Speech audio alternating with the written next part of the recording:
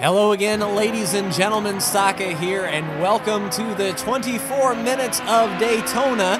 Actually 25 minutes, because Project Cars don't let you do just 24 minutes, but I figure with the 24 hours of Daytona coming up, we would give Project Cars 2 a try. We are here in the Audi, starting last in the LMP3 class, and we're doing some multi-class racing as well, so there are GTEs and GT3s on the track with us as well. Time progression is at 50 times, so we will get a nice sunset, drive through the night, and even see a sunrise. Now, there are 11 cars in this particular class that we are racing against. We started in 11th through the infield section on the first time, going down onto the hairpin to get back on the banking. We can see a car to our inside, a nice cinematic view from up top. We get good bite off the banking, and this is where we can really put down the throttle and extend our lead over those GT3 cars behind us. Taking a look to the outside, and the bus stop on the backstretch is where I still suffer. Even with all of the practice that I've done, I just could not nail the bus stop as quickly as the AI, so I'll give up some spots here, dip the right sides in the grass just a skosh, but get back up on the banking. Now, if you've been on my channel for a bit, you know that I'm usually an oval racer, and when it comes to Daytona, it's usually in February for the Daytona 500 and in July for the Pepsi or Coke 400, but not this coming year. This year we'll be doing Daytona in February, and then not doing it again until the the regular season finale, so that will be interesting. But road course racing on the infield bump is not something that I normally do, as you can see me get loose. But continuing on, our right front fender got into the back of that car in front of us just a bit. We stick our nose in there just for good measure. You know, normally that would be a complete front clip destruction, but even though we're playing with simulated damage, it didn't seem to affect the car much, so we're just going to keep right on going. I'll try to keep it as clean as possible. Daytona is one of those things where I know the track, but it is so hard to nail all the corners as well as I need to with these cars. We can get good bite onto the banking and try to get that draft. You can see we've spread out our class just a bit from the others, so we will be encountering lap traffic over the course of this race. Good pull down through NASCAR turn 1 and 2 and into the bus stop. Trying to get that pull on the car in front of us. With them going side by side, it'll help us out. Getting into the braking, they were able to dive in a lot better than I was able to. The rear would get very light. I didn't have a setup in this car. I just raced the standard loose setup on this car. Maybe I should have went with the more stable, but we are holding our own here. And throughout the course of the night, there may be DNFs in front of us, but we can see that the leader has already gapped second place quite a bit, and that leader is in the Toyota, and you know that car is on point, that's for sure. The rest of us are in Audis and BMWs. Through that first turn, the first turn is a monster when you're coming off of the tri-oval and getting down into the infield section. It's definitely a headache, and if you miss it, you can miss it very bad. Starting to get some tire rubber buildup behind our front tires, and actually the buildup on the front nose of the car comes and goes. It starts building up, and you can see right there on our fender, it's starting to build up, and then once it turns nighttime, we have a clean front end again, and then we get dirty by the end of the event. But you can see we close that gap in that infield section there. Should get a good pull through the banking. And every time I think about the Daytona 24-hour course, I think about when the Earnhardts raced it in 2001, and everyone was saying how crazy it was that Dale was able to make up time in the banking. A part of the track that GT drivers would think it was just sort of a relax and throwaway part of the course. You're just wide open, holding the bottom as much as you can, and they looked at telemetry and the sector times, and Earnhardt was able to actually pull in times better than the GT drivers flat out. And that just comes from the general racing theory of NASCAR drivers maintaining their speed through the corners as quickly as possible and getting down the straights. Making a nice pass to the inside here, passing the Ferrari, looking to the inside of the BMW, and you can see all the tire chunks have bounced off our front end. We drive the Ferrari a little bit wide, and the lights are starting to come on and the sun is starting to set. I have the date set for January, so we should get a longer nighttime than daytime, and that Ferris wheel and the inside amusement park there of Daytona shines bright throughout the night. You can see that sun setting over turns 1 and 2 of the banking, and the sky is starting to get really yellow, and we're starting to get some reflections. These cars have white headlights. The GTEs have the yellow headlights, and the GT3s have white headlights. So as we make our way through lap traffic, you'll be able to identify those cars by the color of headlights. And then if they look like a prototype like we're driving, it's obviously an LMP3. So trying to catch that car in front of us. We're right there on the double yellow, and once we get to the bus stop, you can see the gap that they put on us. They were able to dive in very quickly, get the car to pivot, and I just couldn't get the perfect bus stop this particular race. But as long as we are within tow distance, we can really make use of our speed and hit about 170 to 180 miles an hour alone. And if we're in the draft, we can hit 190, so we can squeeze another 10 miles an hour out of this car in the draft. So getting that good pull off the BMW, going into the first turn again, and you can see the headlights bouncing off the cars. That's one thing I really do like about Project Cars 2, and even driving in virtual reality, is the weather, the ambiance of the track around you is really incredible in virtual reality. It really makes you feel like you're in the driver's seat. And nighttime is really starting to fall. We're going to see those front brake rotors really start glowing, particularly in the hard braking zones, like right here, getting into the hairpin there. Our front brakes glow. We're off the brakes and letting the car roll. Usually this portion of the track was very good for me, and then getting on the banking, as long as I'm there, we can set up the pass. But that BMW is getting us all we can handle. We're still maintaining second, third, and fourth in our sight, but the leader is long gone in that Toyota. Maybe I should have drove a Toyota in this race, but looking to the outside on the banking, it'll be a heads-up race. We kind of clear him a little bit, but he does have the inside, so we're going to brake, let him drive to the inside. We nearly clip him, but through the bus stop, not losing a spot. That was my main concern during this race, was just don't lose any positions in the bus stop and make sure that we were close enough to get that pull through the banking and into the first turn. We've got a massive pull off of NASCAR 4. Looking to the outside, kind of touched him, scraped the wall just a little bit, and we're not going to be able to complete the pass this time. He has the inside line going into turn 1. We might be able to outbrake him on the outside, but I'll think better of it here and just get in line, just make sure not to overdrive that turn. And up through the gears, you see the raw fuel burning out of the exhaust of these cars on shifts. Very cool feeling, night racing for sure, and it doesn't matter if you're on a road course or a roval or an oval. Night racing is a completely different feel than an oval race during the day, or even another race during the day, that is for sure. I enjoy night racing. It makes these cars look great, that is for sure. So once we are on the banking, we will try to complete that pass around the BMW again. To be honest, I'm getting tired of looking at him. He's running nearly identical lap times to us.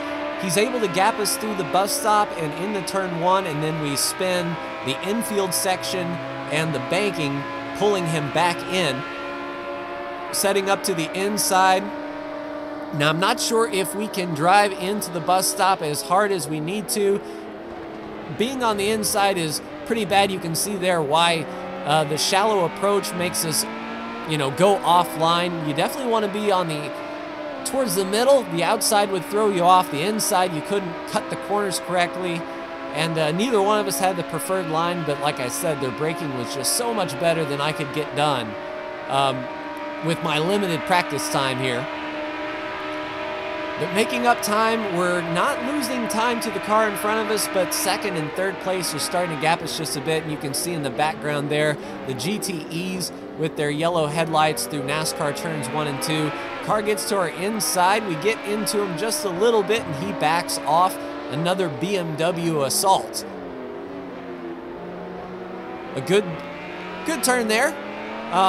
It was tough to get the power down in second gear. The car almost felt like you needed first gear to get through quickly, but then you had massive wheel spin. In second gear, you also had wheel spin, and if you were in the middle of the turn, that rear end was very light and very happy. So getting up to third gear in a straight line was what I was trying to do. And again, I'm definitely not the most accomplished road racer in the world. I just wanted to do this for fun, and Project Cars 2, I don't really get to play it that much, and I figure, you know, with its day to night, back to day transitions and the 24-hour race coming up, it'd be a cool video to try to do and see how I fare. The AI are at 100% difficulty with 70% aggression, so that's where we are running, and that's why I really am having a hard time passing this guy. Having a hard time just staying on the racetrack as far as that's concerned, but we can see all the rubber that is bounced off of our side skirts and our nose. Now we won't have to pit this race. I didn't put on accelerated pit schedules, so any car coming down pit road has probably received damage. And I've seen the AI get crazy, that is for sure. So it's not out of the question that, say, second and third place may take each other out. And you can see there, me running really wide, bailing out. Glad they have that runoff room there. If you miss that braking point, you are just toast going into the first turn, so we lose that spot. We're back in 6th, and we'll have to work on this BMW. I think he's been slower than us, but with me sliding the rear end like that, we're not going to catch him. But as I was saying before, I blew turn 1 like a stooge. We cop 3 or 4 seconds off of the GTEs, and if we do that each and every lap, I think in the next 6 to 7 laps, we are going to be near the GTEs. It's just making sure that we nail all of our turns and get on the straights as straight as possible. You saw the rear end get really loose there. Coming off of those low-speed corners was where I was suffering, as well as the bus stop, and that is pretty much a ticket to disaster around this track, as there's just a few fast turns. The banking in between the hairpins, the rest are heavy braking zones and very sharp turns.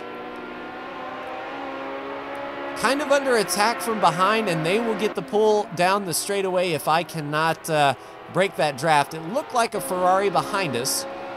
Now, if I had to place the cars by performance, that Toyota would definitely be the better car, and it looks like the BMWs are holding their own. I haven't seen any other Audis as far as that goes. I see that Ferrari behind and the other BMWs. It almost looks like it's a BMW stacked LMP3 class, and we look to be the lonely Audi up in here. I remember this car from Gran Turismo. I believe it dominated the Le Mans 24-hour race. This car was incredible. So the fact that I'm not up front is definitely not the car. It's my lack of road racing skill. But that being said, we're still hanging on to this BMW just a little bit. If I can get a good, clean interior section, we should be okay. You can see right there, we're pretty strong in that braking zone, getting onto the banking, which is the best possible space I think I need to be. If we can, like I said, keep that toe off of that slow section, up through the banking, we can get that pull. That pitot tube shaking in the wind is a nice little detail that you don't see in cockpit too much. I was pretty focused on what was going on in front of me and not the bouncing pitot tube, so looking back at the replay, it's cool to see all those little details. And I'm definitely seeing more of my mistakes that I thought I was making. And it's crazy, you do the races live, and you know what you're feeling in the car, and you're not really processing what it looks like. You're just trying to go fast, and then looking back, you see all the little wiggles and the wheel movements and where you could improve and where you could be better. And it's always chasing the faster lap time. Speaking of chasing faster lap time, nearly blew that turn again. I tell you, I need to figure out these brakes. In fact, we have a BMW right behind us in those mirrors. And as long as we keep all 4 tires on the racetrack, we should be okay. But yeah, we're definitely not the fastest, but lap traffic is coming into view. Looks like the cars in front of me are fighting with some back markers, and that may prove beneficial for us. Looks like the Lambo is out there, and he yields. Good job, Lambo. He just got scared and bailed, really. I was hoping he would put up more of a fight or take away the line, but it looks like we have a Ferrari there taking the low line. The car in front of us is going to have to go around the outside. We can actually get a pull off of that Ferrari, shoot to the outside, and carry that speed.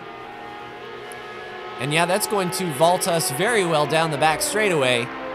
Right in the toe of that BMW. We are right there looking to the inside, thinking better of it. Just holding a steady line, don't blow the corner. And it looked like that Aston was holding up. Woof! Nearly hit him. He was holding up our BMW friend right in front of us. And the GT cars are holding the middle, which I guess is kind of what you do. I'm not sure about multi-class etiquette. What line do you hold? I know you need to hold a line, but I don't know what the preferred line for holding traffic would be. But we did make the pass on the BMW down the front stretch, as long as we don't blow turn 1, he says as he goes wide, but we're able to keep the power down and get through these Porsches really quick. If we can get through traffic better than they can, we can really start to make a gap. And that is in all brands of racing. In NASCAR particular, when you're running in a tight pack, it's all about traffic management. And if you're the leader getting chased by second place and you're coming up on lap traffic, that can make or break your race for sure. So I'm not giving up, that is for sure. We have the daylight yet to come.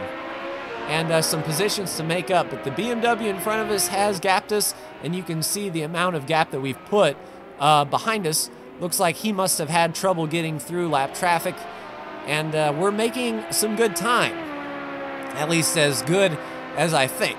Getting the pull off that GT car there, that BMW, surrounded by Beamers. I tell you what, it feels like we're on the Autobahn. And I mean, we're kind of in an Audi, so it makes sense as well.